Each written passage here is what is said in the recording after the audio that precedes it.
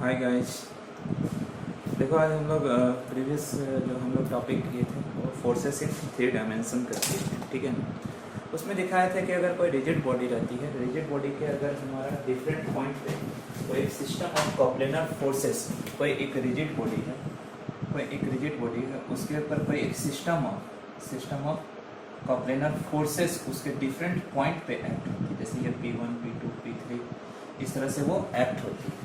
तो ये सारा सिस्टम ऑफ फोर्स रिड्यूस हो जाता है एक सिंगल फोर्स, ये रिड्यूस हो जाता है एक सिंगल फोर्स कैपिटल R, जिसकी कंपोनेंट फोर्सेस एक्स एक्सेस के पैरेलल एक्स है, वाई और जेड एक्सेस के पैरेलल जेड है। तो ये R स्क्वायर इक्वल टू क्या होती है, X square plus Y square plus Z square होती है, एंड कंपोनेंट कपल होती है एल एम एन। तो जहाँ G square equal to L square plus M square plus N square, ठीक है। अब हम लोग को क्या कहता है, to obtain the general condition of equilibrium of any given system of forces acting at given points of a rigid. तो to obtain the general condition निकालिए कि जब हमारा कोई हमारा बॉडी अगर इक्विलिब्रियम में रहती है तो क्या कंडीशन होती है। तो देखो क्या होती है, we know that any system of coplanar forces acting at different points of a rigid body be reduced into a single force capital R acting through an arbitrarily chosen point O together with a couple of movement capital G whose axis passes through same point, उसी point O से पास करते हैं। देखो figure में होता है, तो यहाँ पर क्या होता है, तो we have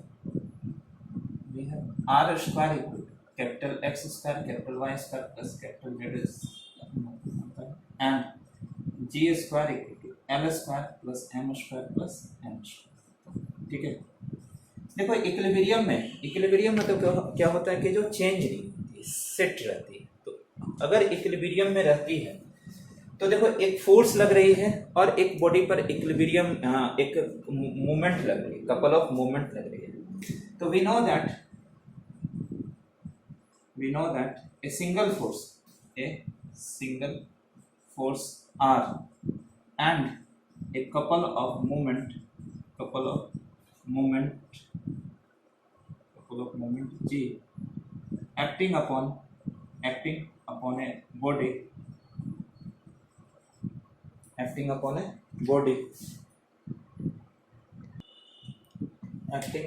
body cannot balance each other. तो therefore एक दूसरे को बैलेंस नहीं करेंगे। बैलेंस करने के लिए क्या होती है, two equal and opposite force लगती है, two equal and opposite force चाहिए जिसको वो बैलेंस करेगा। जितना इधर से लग रहा है उतना अगर अपोजिट डायरेक्शन में लगेगी तभी वो बैलेंस होता है। अब एक फोर्स लग रहा है और एक कपल ऑफ मूवमेंट लग रही है। फोर्स क्या करता है, ट्रांसलेशन लाता है, एक जगह से दूसरे जगह को शिफ्ट करता है, जबकि कपल क्या करता है, रोटेशन लाता है। तो एक घुमा रहा है और एक जगह से दूसरे जगह पर शिफ्ट कर रहा है, तो ये एक दूसरे को कैसे शिफ्ट करेगा। तो for equilibrium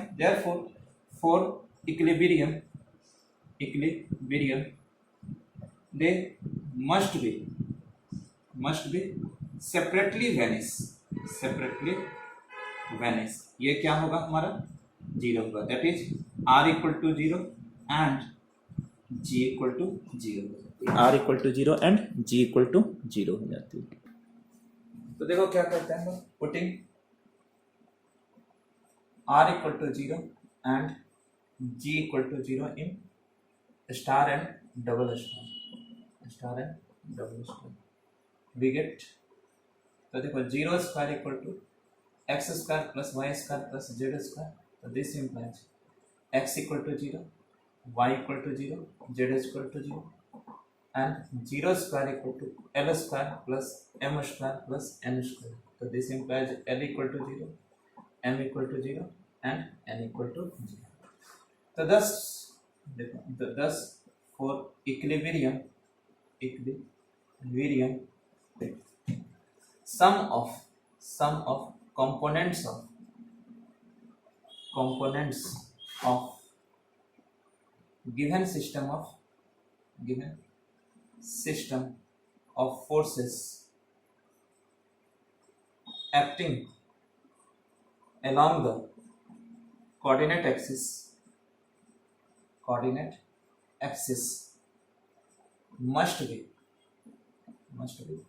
separately 0 and the couple about them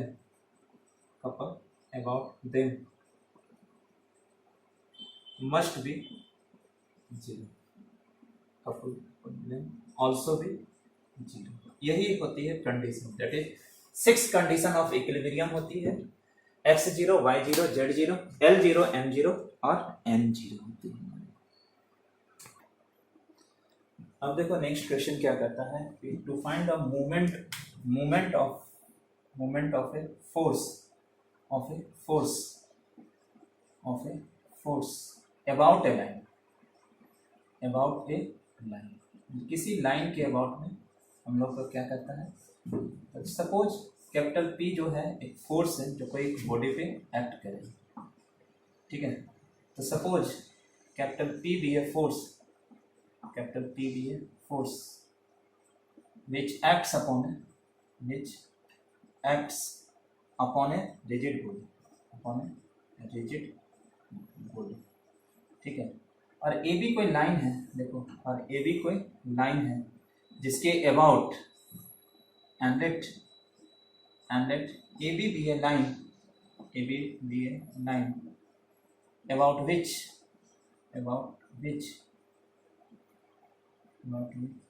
movement is to be taken, determined. सबसे पहले हम लोग क्या करते हैं, इस फोर्स को रिजॉल्व करते हैं. एक फोर्स Q लेते हैं हम लोग जो पैरेलल टू AB, एक फोर्स हमारा Q लेते हैं जो पैरेलल है AB के, और एक Q लेते हैं जो परपेंडिकुलर है, S लेते हैं जो परपेंडिकुलर है. तो let Q and S be the component of forces of force P acting parallel and perpendicular to AB respectively. ठीक है, अब देखो यहाँ पे क्या होगी, जब यहाँ पे हम लोग देंगे तो ये फोर्स देखो, जैसे ये P फोर्स था, इसके पैरेलल है AB कोई लाइन है, ये फोर्स Q है, ये फोर्स हमारा Q है, AB के पैरेलल है. तो इसमें दो तरह की फोर्स है, एक AB के पैरेलल है. तो जब हम लोग इसके ये के अबाउट निकालेंगे, S के लिए डिस्कस कर सकते हैं या Q के लिए हम लोग डिस्कस करते हैं. तो हम लोग Q के लिए क्या करते हैं, जैसे यहाँ फोर्स ये लग रहा था हमारा,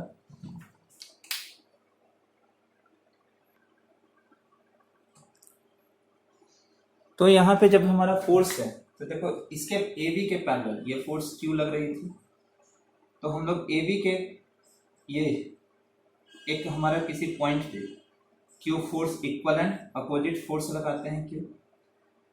तो ये जब घूमती है, ये जब घूमेगी हमारा इस तरह से घूमेगी, तो ये जब रोटेशन आएगी तो हमारा ये फोर्स और ये फोर्स होगा, ये रोटेशन हमारा इसके अलोंग आ जाएगी, AB के अलोंग आएगी, तो ये हमारा डिस्कार्ड हो जाएगा, ये हमारा नहीं लेंगे. तो हम लोग क्या करेंगे, यहाँ से हम लोग इस पे एक शॉर्टेस्ट डिस्टेंस लेंगे, जैसे यह पॉइंट O था तो O से N है, यहाँ पे 2 इक्वल एंड अपोजिट फोर्स लगाएंगे, एक S इधर लगाएंगे, एक S इधर लगाएंगे. तो यहाँ पे ये जो force into perpendicular distance define होता है, ठीक है, force into perpendicular distance define होता है।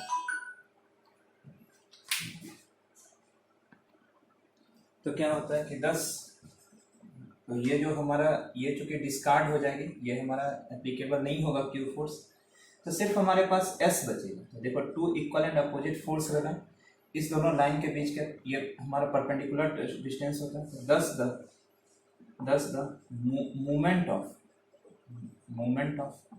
Given force about the line A B equal to क्या होती है, फोर्स इंटू परपेंडिकुलर डिस्टेंस होती है। तो यहाँ पे फोर्स क्या हो जाएगी, एस हो जाएगी, S into shortest distance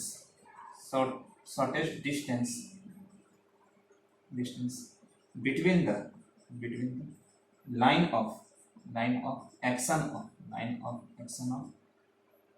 given force, line of action of given force and the line A,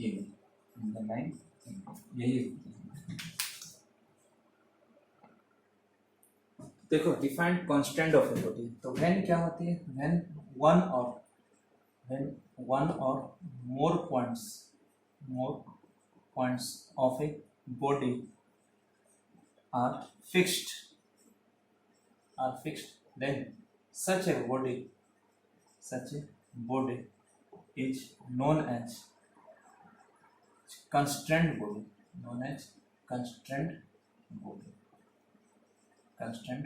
तो जैसे एग्जांपल में क्या होती है, a rod is attached with a wall by a ball socket। ये एग्जांपल हो जाती है हमारा, इस तरह का होती है, ठीक है। तो ये कंस्ट्रेंट बॉडी होती है। देखो इसमें क्या कहता है, to discuss the conditions of equilibrium of a rigid body with one point fixed. देखो कोई एक रिजिड बॉडी है जो कोई एक फिक्स्ड पॉइंट ओ पॉइंट पे फिक्स्ड है, ओ से 3 म्यूचुअली परपेंडिकुलर लाइंस ड्रॉ की, ओ से 3 म्यूचुअली परपेंडिकुलर लाइंस ड्रॉ की। मान लेते हैं क्या एक्स डैश वाई डैश और z dash, x dash y dash और जेड डैश हमारा क्या है, कंपोनेंट ऑफ कंस्टेंट्स है जो कोई 3 म्यूचुअली परपेंडिकुलर लाइंस के एलॉन्ग कर रही है। और इस यहाँ से मान लेते हैं कि ओ डैश कोई 2 पॉइंट है, यहाँ से ये एक्सटर्नल फोर्सेस है, वो हमारा एक्ट कर रही है। तो let us suppose a rigid body, ये जो हमारा रिजिड बॉडी भी कंस्टेंट बंधा हुआ, constant at point O, let x dash, y dash, z dash be the component of constant forces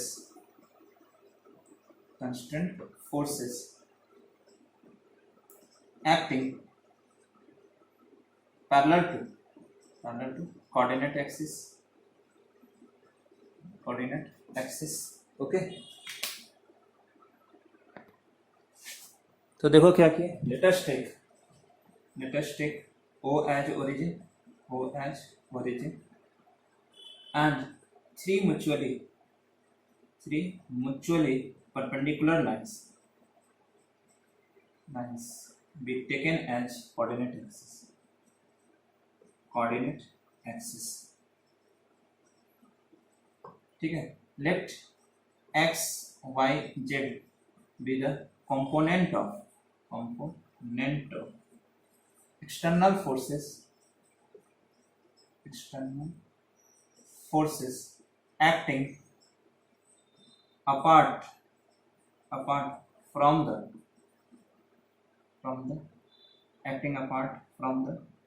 force of constraint at O, ठीक है। and let LMN be their components, let LMN be the component of couples, be the component of couples about them। तो होता क्या है ना, देखो ये जो पैरेलल है ये ऐड हो जाएंगे, यहाँ से क्या था L था, ये हमारा M था और इधर हमारा N, तो ये दोनों ऐड हो जाते हैं। X पैरेलल है, X और X डैश ऐड होगा, Y और Y डैश ऐड होगा और Z और Z डैश होगा। तो कंडीशन क्या होता है, कंडीशन हमारा कंस्ट्रेंट होने के लिए, इक्विलिब्रियम होने के लिए, ये जो एक्स एक्सिस के अलोंग जो फोर्स लगता है वो सेपरेटली जीरो होगा, वाई एक्सिस के अलोंग जीरो होगा और जेड एक्सिस के अलोंग जीरो होगा हमारा, ठीक है।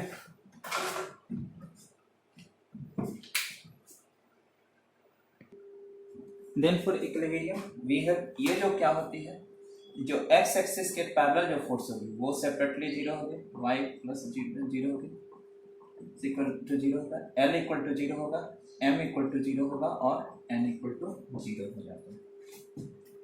तो ये इक्वेशन 1, तो ये जो इक्वेशन, इसको 1 ले लो, इक्वेशन 2 ले लो, तो क्या हो जाता है हमारा, the equation 1 give only the component of external forces, reactions at O in terms of external forces। तो यहां से हमारा क्या हो जाती है, एक्सटर्नल फोर्सेस हो जाते हैं। तो equation 2 give the condition of equilibrium, तो कंडीशन ऑफ इक्विलिब्रियम क्या होगा, इक्विलिब्रियम तो होता क्या है कि जो एक्स एक्सिस, वाई एक्सिस और जेड एक्सिस के अबाउट जो मूवमेंट होगा वो जीरो होगा, that is the sum of the movements, that is the sum of the movements of the external forces about the three mutually perpendicular axis passes through O must be separately vanish, ये होती है, ठीक है।